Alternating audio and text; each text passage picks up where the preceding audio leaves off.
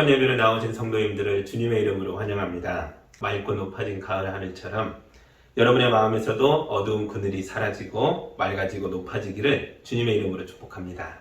이제 함께 예배합니다. 하나님께 예배하는 사람은 영과 진리로 예배해야 합니다. 아멘.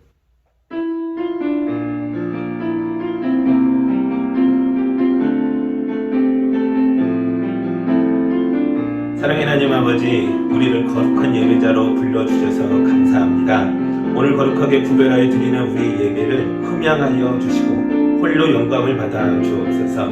예배자들의 심령 속에 깊이 임하셔서 우리 성도들이 걸어가는 인생길에 동행하여 주옵소서. 예수님의 이름으로 기도합니다. 아멘. 우리 한 주간의 삶을 되돌아보며 거룩한 예배자로 서기에 부끄럽고 죄송한 것들이 있다면 이 시간 다 고백하고 용서받는 기도를 함께 드리겠습니다.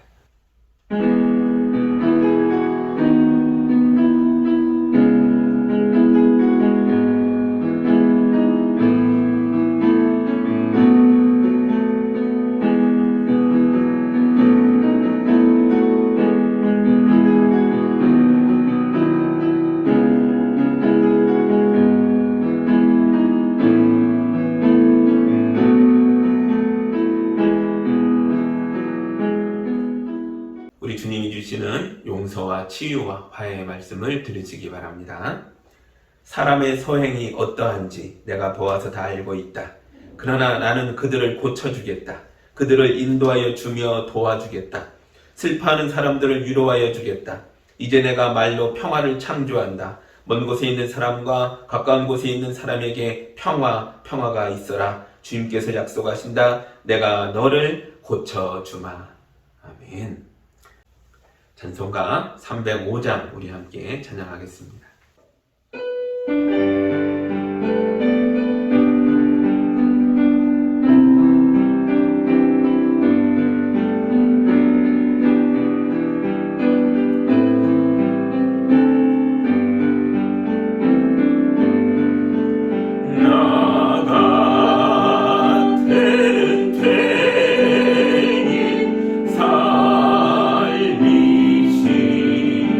주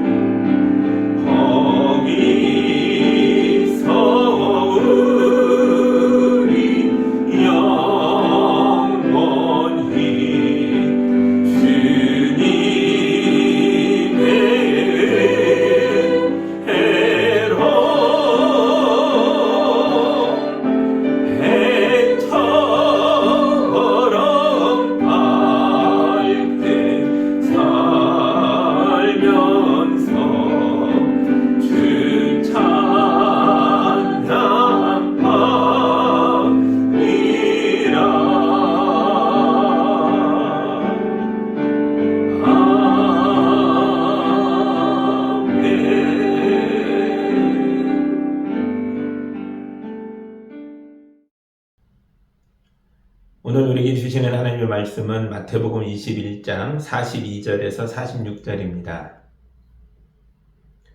예수께서 그들에게 말씀하셨다. 너희는 성경에서 이런 말씀을 읽어본 일이 없느냐? 집 짓는 사람이 버린 돌이 집 모퉁이의 머릿돌이 되었다. 이것은 주님께서 하신 일이요 우리 눈에는 놀라운 일이다.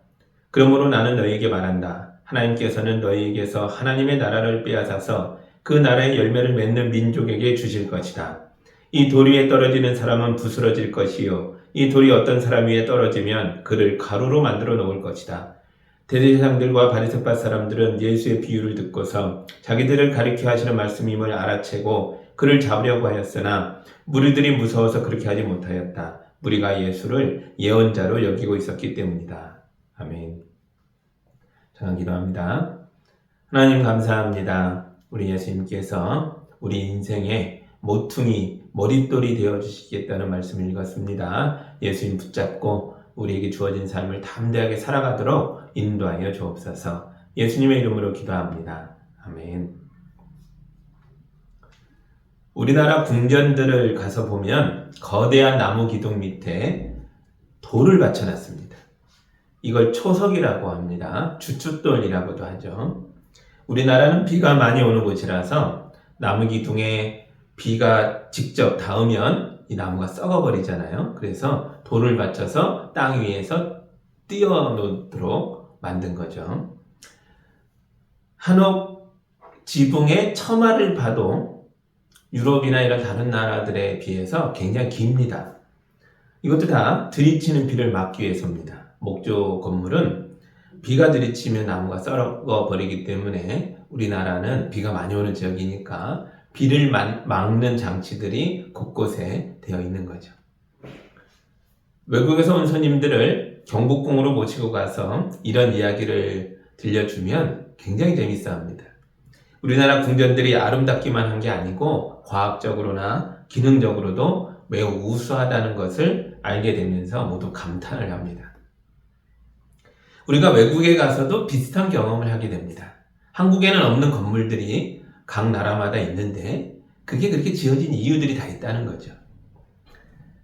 그 이국적인 건물들의 재료와 생김새와 또 그 형태가 다 나름대로의 이유를 가지고 있는 겁니다. 그 나라에 맞는 재료와 기후와 토지를 이루어져 있는 거죠. 예루살렘에서는 돌이 가장 중요한 건축 재료입니다. 비가 적게 오기 때문에 나무가 크게 자라지 못합니다. 그래서 나무로는 큰 건물을 지을 수 없습니다. 대신 주변의 산들이 모두 돌산들이라서 돌은 아주 흔했죠. 이 돌들은 우리나라의 화강암처럼 단단한 돌이 아니라 무르디 무른 석회암들이었습니다. 깎아서 가공하는 게 비교적 쉬웠다는 거죠. 예루살렘 지하에서 거대한 동굴이 발견됐는데요. 이 동굴이 여리고 평야지대까지 뻗어 있었습니다. 솔로몬 시대부터 예수님 시대에 이르기까지 수천 년 동안 이곳에서 돌을 캐내다 보니까 마침내 거대한 동굴의 형태까지 만들어지게 된 것입니다. 솔로몬이 처음 성전을 만들 때도 이 돌을 사용했고 헤롯 대왕이 예루살렘 성전을 증축하고 보수할 때도 이곳의 돌을 꺼내서 사용했습니다. 그러므로 솔로몬 시대의 사람들로부터 예수님 시대에 이르기까지 그들은 모두 이 성전의 거대한 돌들이 어디로부터 왔는지를 알고 있었습니다. 예수님이 이런 배경 위에서 오늘의 말씀을 하셨습니다. 42절입니다. 예수께서 그들에게 말씀하셨다. 너희는 성경에서 이런 말씀을 읽어본 일이 없느냐? 집 짓는 사람이 버린 돌이 집 모퉁이의 머릿돌이 되었다. 이것은 주님께서 하신 일이요 우리 눈에는 놀라운 일이다. 아멘. 모퉁이의 머릿돌이란 돌들을 쌓아 올리는 두 개의 벽을 하나로 연결시켜주는 중심돌을 얘기합니다. 두 벽의 무게를 이 모퉁이돌이 단단하게 받쳐주어서 거대한 석조 건물이 무너지지 않고 유지가 되는 겁니다. 예루살렘에서 가장 큰 건물인 예루살렘 성전에도 모퉁이돌이 있는데 그 길이만 해도 12m가 넘는 거대한 돌이었다고 합니다. 집 짓는 사람들은 지하 동굴에서 캐낸 석회암을 반듯반듯 잘라서 거대한 벽돌처럼 사용했습니다. 그런데 어떤 돌은 규격에 맞게 자르기가 너무 애매했습니다. 이렇게도 자를까 저렇게도 자를까 해봤지만 도저히 맞지 않아서 그냥 버려뒀는데요. 나중에 보니까 이 돌이 건물의 무게를 받치는 모퉁이 돌로 너무 안성맞춤이었던 거예요.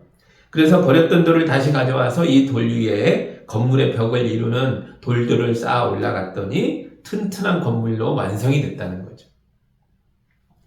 사람들은 예수님이 하시는 이야기를 이미 알고 있었습니다. 눈으로도 봤고요. 또 성경에도 기록되어 있는 이야기였거든요. 예루살렘 성전에서 순례자들이 올 때에 성전의 찬양대들이 불러주던 노랫말에 이런 내용이 있었습니다. 제가 시편 118편 22절과 23절을 읽어드리겠습니다. 집 짓는 사람들이 내버린 돌이 집 모퉁이의 머릿돌이 되었다.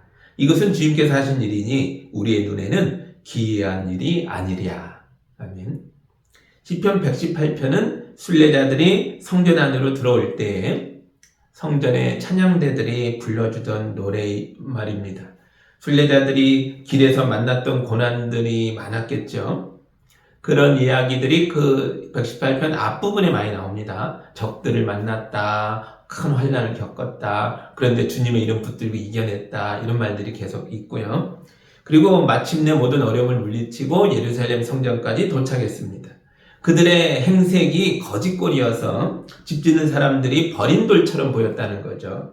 그때 성전의 찬양대가 시편 118편에 곡조를 붙여서 하나님이 그대들을 높이셔서 성전 모퉁이의 머릿돌이 되게 하리라.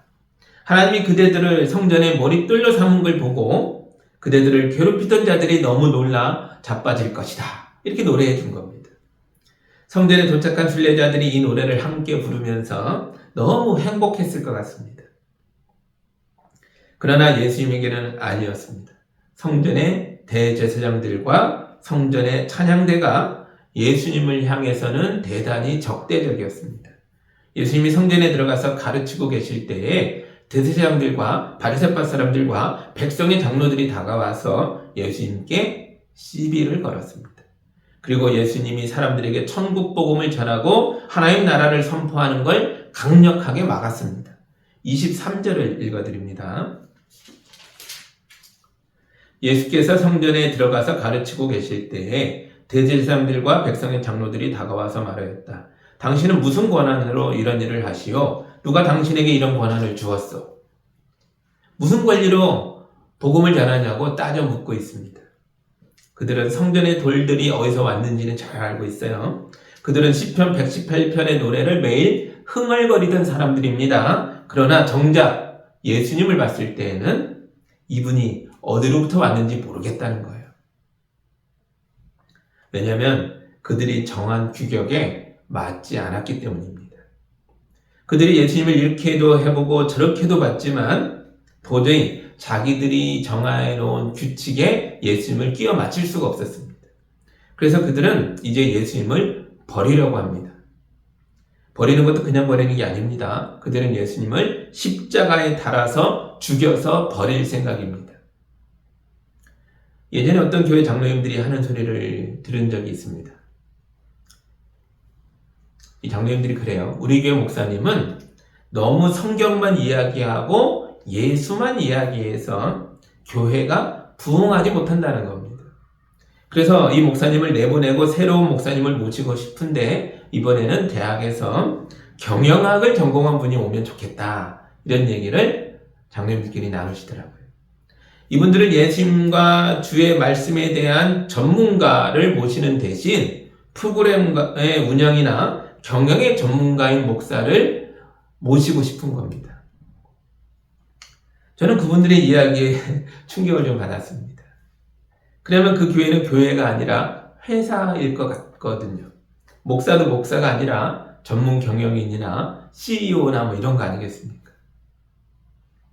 교회가 장사를 해서 이익을 남기는 곳입니까? 그렇지 않습니다. 교회는 영혼의 구원과 하나님 나라를 위해서 손해를 보는 곳입니다.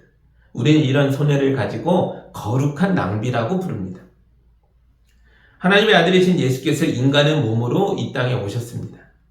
예수님은 처음부터 매우 큰 손해를 보시면서 우리에게 임하신 것입니다. 하나님의 아들이 신적인 영광과 권세를 다 내려놓고 이 땅에서 매맞고 버림받아 죄인처럼 십자가에서 죽으시다니 이거야말로 엄청난 낭비입니다. 예수께서 이처럼 거룩한 낭비를 하셨기 때문에 우리가 생명을 얻고 구원을 받아서 하나님의 자녀가 된 것입니다. 한 영혼이 그냥 얻어지는 게 아닙니다. 목자가 잃은 양 한 마리를 찾기 위하여 산과 들로 헤매고 다녔기 때문에 한 영혼이 구원을 받는 것입니다. 교회 부흥이 전문 경영인의 손에 달려있는 게 아닙니다. 교인들 하나하나가 선포되는 주님의 말씀에 반응하여 가정과 직장과 이웃에 가서 희생하고 섬기면서 거룩한 낭비를 할 때에 비로소 한 영혼이 주님의 품으로 돌아오게 되는 것입니다. 출애굽기에 보면 하나님께서 정으로 쪼지 않은 자연석을 가지고 그대로 사용해서 성전을 지으라 라고 명령하시는 장면이 나옵니다. 지금은 사람이 돌입니다. 기질이 다르고 성향이 다르고 배경이 다른 사람들이 교회에 모여서 하나의 공동체를 만들어가고 있습니다.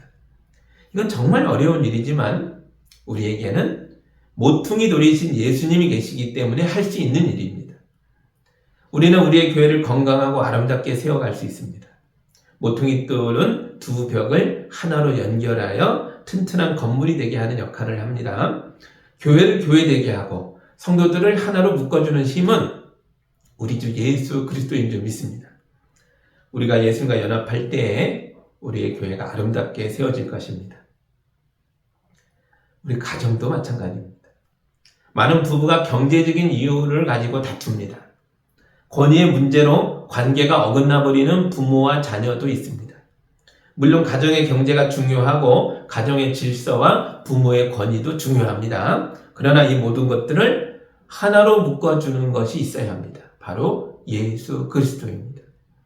서로 다른 성격과 배경을 가진 부부지만 두 사람이 예수의 이름으로 서로 사랑할 수 있습니다. 자녀가 예수의 이름으로 부모를 공경하고 부모는 예수의 이름으로 자녀를 섬겨줘야 합니다. 예수님이 우리 가정의 머릿돌이 되어주실 때 우리 가정이 건강한 가정이 되고 행복한 가정이 되는 것입니다. 예수님은 성전 지도자들의 악한 생각을 아시고 비유의 말씀으로 그들 내면에 있는 죄의 욕망을 폭로하셨습니다. 그 비유의 말씀이 33절부터 41절에 나옵니다. 간단하게 요약하면 이런 내용입니다. 어떤 집주인이 자기 포도원을 잘 만들어 놓고 농부들에게 세를 주었습니다. 추수 때가 되어서 집주인이 열매를 받으려고 자기 종들을 보냈습니다. 그런데 이 농부들이 주인이 보낸 종들을 잡아서 심하게 때리고 돌로 치고 죽였습니다. 집주인이 더 많은 종들을 보내봤지만 마찬가지로 그들을 박해하고 죽였습니다. 나중에는 집주인이 자기 아들을 보냅니다. 적어도 내 아들만큼은 저들이 존경하지 않겠느냐. 그랬는데도 농부들이 이 아들마저 죽여버립니다. 이 집주인은 하나님이십니다. 하나님은 세상을 아름답게 창조하시고 사람들에게 청지기의 사명을 부여하셔서 이 세상을 우리에게 맡기셨습니다. 그런데 우리 인간들이 하나님의 세상을 오염시키고 파괴하고 죄악으로 물들였습니다. 하나님께서 죄악에 물든 인간을 구원하시고자 선지자들을 많이 보내셨지만 타락한 인간들은 하나님의 사람들을 미워하고 때리고 박해하고 죽였습니다. 심지어 하나님의 아들이신 예수 그리스도가 오셨는데도 성전의 지도자들이 또 우리 인간들이 예수님을 박해하고 반대하고 있었습니다. 이제 예수님이 여기까지 이야기하신 다음에 성전의 지도자들에게 질문을 하나 던지십니다. 40절과 41절을 읽어드리겠습니다. 그러니 포도원 주인이 돌아올 때에 그 농부들을 어떻게 하겠느냐? 그들이 예수께 말하였다. 그 악한 자들을 가차없이 죽이고 제때 소출을 바칠 다른 농부들에게 포도원을 맡길 것입니다. 성전의 지도자들이 이 악한 농부들이 자기들이라는 것을 모른 채로 자기들 입으로 자기 자신에게 사형 선고를 내리고 있습니다. 여러분, 누가 우리를 심판하는 게 아닙니다. 우리가 우리 죄를 해결하지 못하면 결국 자기의 죄가 자기 자신을 심판하게 될 것입니다. 죄인이 구원받는 길은 오직 예수 그리스도뿐입니다. 여러분의 기준을 예수님보다 앞세우지 마십시오. 여러분의 규격에 예수님을 억지로 짜맞추려고 하지 마십시오. 겸손하게 예수 그리스도의 이름 위에 여러분의 인생을 세우시기 바랍니다. 예수님을 여러분 인생의 모퉁이 머릿돌로 삼으시기 바랍니다. 만약 우리가 예수님을 머릿돌로 삼지 않고 우리 규격을 서로에게 강요하면서 그렇게 살아간다면 우리 가정과 우리 교회는 어떻게 될까요? 예수님은 자기를 버렸던 성전의 지도자들을 향해서 강력하게 경고하셨습니다. 43절과 44절입니다. 그러므로 나는 너에게 말한다. 하나님께서는 너에게서 하나님의 나라를 빼앗아서 그 나라의 열매를 맺는 민족에게 주실 것이다. 이 돌 위에 떨어지는 사람은 부스러질 것이요 이 돌이 어떤 사람에 떨어지면 그를 가루로 만들어 놓을 것이다. 예수를 버린 자들은 하나님의 나라를 빼앗기게 될 것이고 그 나라는 다른 민족이 가지게 될 것이다 라고 말씀하셨습니다. 이스라엘 지도자들은 예수님을 알아보지 못하고 내버림으로써 하나님이 이스라엘에게 주셨던 영적인 소망을 그르치고 다 망치고 말았습니다. 그러나 어떤 이들은 예수님을 마음 깊이 받아들여서 하나님의 새 백성이 되었고 그들이 하나님 나라를 이어받았습니다. 그게 바로 오늘날의 우리들이고 우리의 교회인 줄 믿습니다. 예수의 몸인 교회에 속한 우리가 바로 하나님의 새 백성입니다. 그러나 이건 지금도 뒤집어질 수 있습니다. 우리가 교회 다닌다고 해서 모두가 구원에 이르는 게 아닙니다. 예수 그리스도가 여러분 인생의 모퉁이 돌인 게 맞습니까? 혹시 다른 규격의 돌들을 가지고 있는 건 아닙니까? 다른 규격의 돌들은 우리를 구원하지 못합니다. 하나님은 천하 만민에게 예수 그리스도 이름 외에는 다른 이름을 주신 적이 없으십니다. 예수님이 세상에 다시 오시는 날 거대한 돌이 우리 머리 위에 떨어지듯이 예수님이 임하실 것입니다.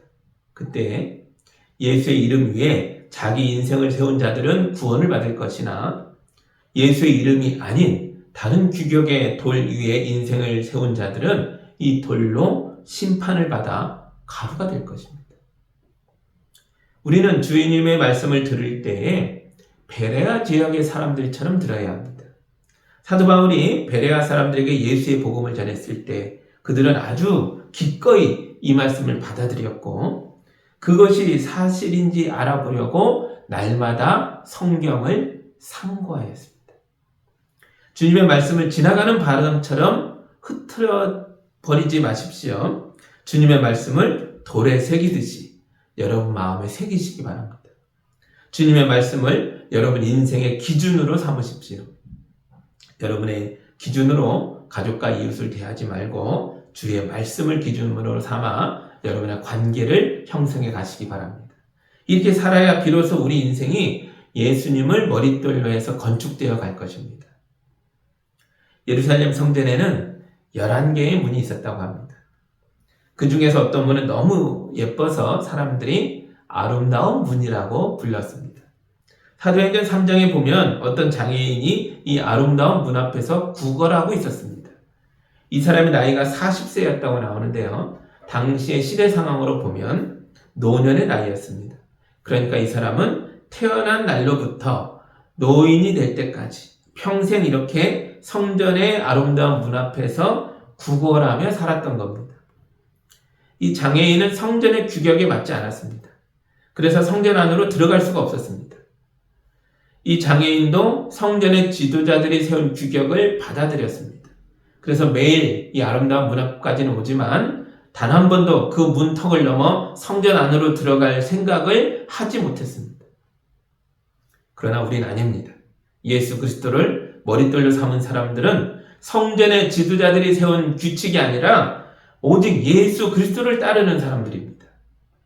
베드로와 요한이 성전에 들어가다가 이 구걸하는 장애인을 보고 걸음을 멈춥니다. 그들은 장애인을 주목하여 보고 그에게 다가가 그 손을 잡았습니다. 그리고 베드로가 말하기를 은과 금은 내게 없으나 내게 있는 걸 그대에게 주니 나사렛 예수 그리스도의 이름으로 일어나 걸으시오 하면서 그의 오른손을 잡아 일으켰습니다.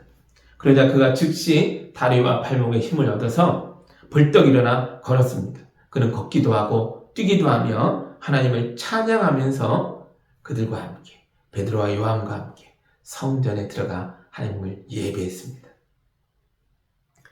예수님의 이름이 장애인을 치유했습니다. 그러나 이것이 진정한 능력이 아닙니다. 예수 이름의 진정한 능력은 성전에 들어갈 수 없었던 사람을 성전으로 들어가게 하는 것이었습니다. 예수 이름이 평생 한 번도 하나님을 만날 수 없었던 사람을 하나님께로 데려갔고 영과 진리로 우리 하나님을 예배할 수 있도록 만들었습니다. 예수 이름이 우리에게 생명을 주고 우리를 하나님 나라로 인도하십니다. 예수의 이름으로 세워진 교회는 문턱이 없어야 합니다. 성전은 장애인을 못 들어오게 막았지만 예수의 교회는 장애인을 환영합니다.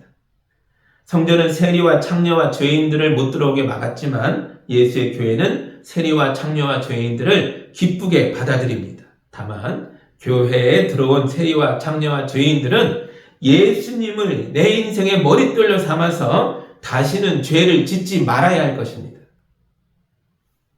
우리의 인생은 예수님 이름 위에 세워져야 합니다. 우리의 가정도 우리의 교회도 예수의 이름 위에 세워져야 합니다. 우리는 세상의 기준이 아니라 예수님의 기준으로 서로를 봐야 합니다. 우리는 예수의 이름으로 서로를 환영하고 환대해 주어야 합니다. 그때 비로소 우리는 인생의 장애를 극복하고 일어나서 기뻐 뛰며 성전에 들어가서 참된 예배를 드리게 될 것입니다. 여러분 모두가 예수님을 인생의 모퉁이의 머릿돌로 삼아서 인생의 모든 장애를 극복하고 기뻐 뛰고 찬송하며 하나님을 예배하는 성도가 다 되시기를 우리 주님 예수 그리스도의 이름으로 축복합니다. 아멘. 기도하겠습니다. 하나님 감사합니다. 하나님의 아들이 모든 영광을 벗어 내려놓고 우리 중에 하나가 되어 우리보다 더 못한 자처럼 되어 십자가에서 죽어주심으로 우리가 구원받았습니다. 이제 우리 성도들이 인생을 머릿돌이신 예수 위에 세우기를 서약했습니다. 우리 성도들이 예수 이름으로 삶으로 돌아가 살아갈 때에 그들의 인생에, 그들의 가정에, 또 그들의 하는 모든 삶의 영역 속에서 하나님 나라가 임하게 하여 주옵소서. 매일매일 주님을 기뻐하며 찬송하며 살아가도록 인도하여 주옵소서. 예수님의 이름으로 기도하옵나이다. 아멘.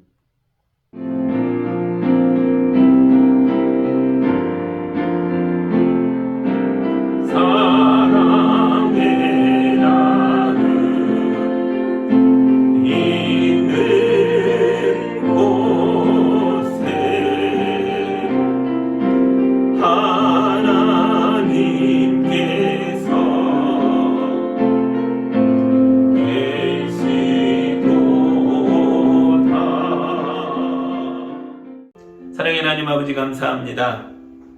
우리 성도들에게 물질의 사용과 물질의 분배를 할 때에 제일 먼저 하나님의 것을 떼라고 가르쳐 주셔서 감사합니다. 우리 성도들이 하나님을 사랑하는 마음과 하나님에 대한 신앙 고백을 담아 거룩한 예물을 올려드렸습니다. 주님께 영광이 되게 하여 주옵소서.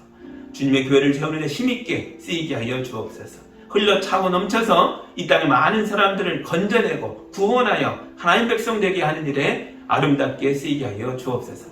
우리 성도들이 세상을 살아갈 때에 물질의 결핍함이 없도록 축복하여 주옵소서. 하는 일마다 잘 되게 하시고 풍성한 열매를 누리며 강건하게 살도록 인도하여 주옵소서. 예수님의 이름으로 기도하옵나이다. 아멘.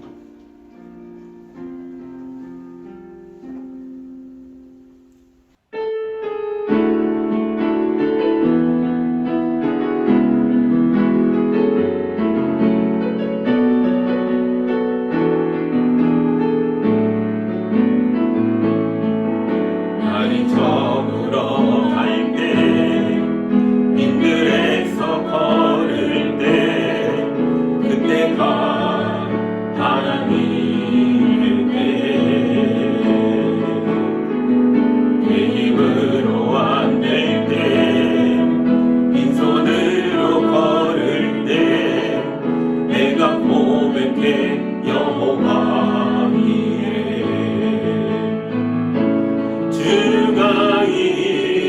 일하시네 주가 일하시네 주께 아끼지 않는 자에게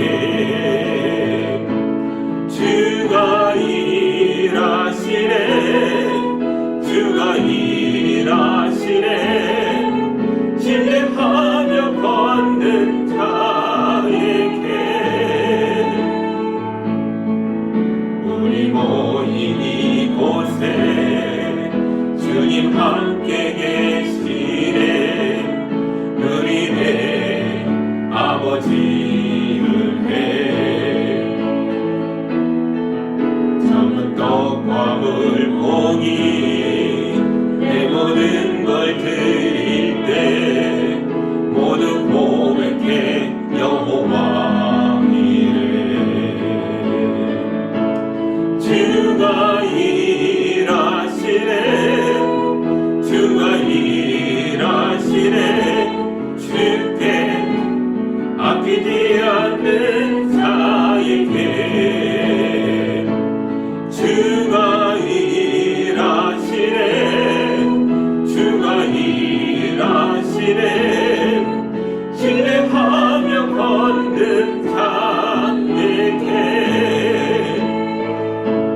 주가 일하시네 주가 일하시네 주께 아끼지 않는 자에게 주가 일하시네 주가 일하시네 신뢰하며 걷는 자에게